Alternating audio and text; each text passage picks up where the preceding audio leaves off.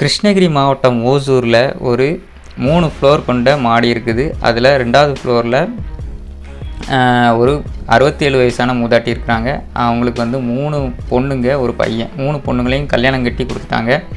ஒரு பையன் மட்டும் 3rd ஃப்ளோரில் இருக்கிறான். இவங்க வந்து 2nd ஃப்ளோரில் இருக்காங்க. கிரவுண்ட் ஃப்ளோர் வந்து வாடகைக்கு விடப்படும், ஹவுஸ் ஃபார் ரெண்ட் அப்படின்னு சொல்லி விளம்பரப்படுத்தியிருக்காங்க. இதை பார்த்துட்டு வந்த ஒரு ஆணும் பெண்ணும் இந்த மூதாட்டியை வந்து சந்தித்து இந்த மாதிரி கீழே போர்டு வச்சுருக்கீங்களே, வாடகைக்கு விடுறீங்களா அந்த மாதிரி கேட்குறாங்க. எல்லாத்தையுமே விசாரிக்கிறாங்க.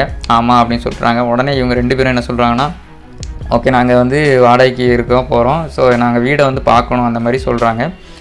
நீங்கள் எங்களுக்கு வீடை காமிங்க அந்த மாதிரி சொல்கிறாங்க. ஸோ அந்த வயசான பாட்டி என்ன பண்ணுறாங்கன்னா, சாவி எடுத்துகிட்டு கீழே வராங்க. 2 பேரையும் கூப்பிட்டு உள்ளே வராங்க. உள்ளே வந்த பிறகு தான் இந்த 2 பேரும் தங்களோட வேலையை காட்ட ஆரம்பிச்சிருக்காங்க. அதாவது இவங்க 2 பேரும் வாடகைக்கு இருக்க வரல, 2 பேரும் திருடுறதுக்கு வந்திருக்காங்க. வந்து கதவை பூட்டி இந்த வயசான பாட்டி இருக்காங்களா, அவங்க வாயில் துணி வச்சு அடைச்சிருக்கிறாங்க.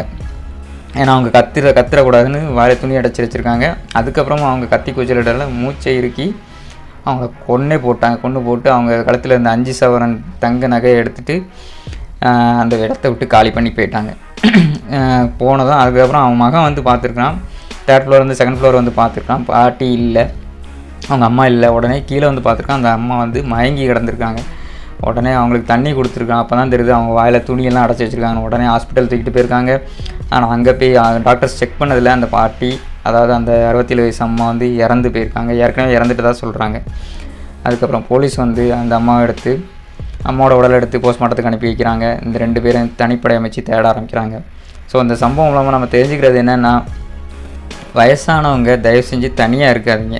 உங்கள் மகன் கூட இருங்க, இல்லைன்னா உங்கள் மகாவோட குடும்பத்து கூட இருங்க, இல்லை யார் கூடயாவது ஒரு துணை வந்து கண்டிப்பாக உங்களுக்கு தேவை. ஏன்னா தனியாக இருக்கிறது இந்த சமுதாயம், இப்போ உள்ள சமுதாயத்தில் யார் என்ன பண்ணுறாங்க, பக்கத்தில் இருக்கவனை கூட நம்ப முடியாது. பக்கத்தில் இருப்பான், நல்ல மாதிரி இருப்பான், ஆனால் அவனும் திருடனாக தான் இருப்பான்.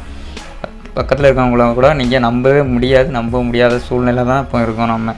ஸோ வயசானவங்க என்ன பண்ணுறீங்க, நீங்கள் வந்து தனியாக தயவு செஞ்சு இருக்காதீங்க. வீட்டில் யாரு கூடயாவது உங்கள் துணை கண்டிப்பாக தேவை. கண்டிப்பாக துணை இருந்தால் தான் உங்களுக்கு தைரியமாக இருக்கும். இந்த மாதிரி சம்பவம்லாம் கண்டிப்பாக நடக்காது.